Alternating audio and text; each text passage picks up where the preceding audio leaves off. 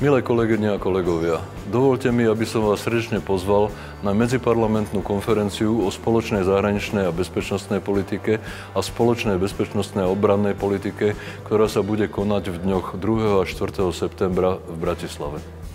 Medziparlamentná konferencia o spoločnej zahraničnej a bezpečnostnej politike a o spoločnej bezpečnostnej a obrannej politike patrí k najväčším podujatiam, ktoré sa budú konať počas slovenského predsedníctva v Rade Európskej únie.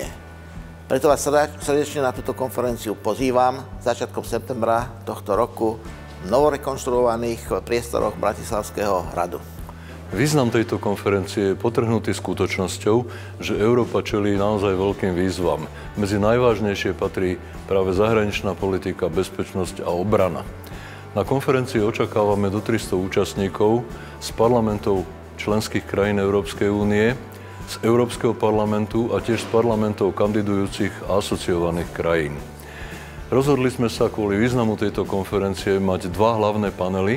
Ten prvý sa bude venovať Európe ako globálnemu hráčovi z hľadiska efektívnej multilaterálnej diplomacie a ten druhý bude venovaný integrácii Západného Balkánu do Európskej únie.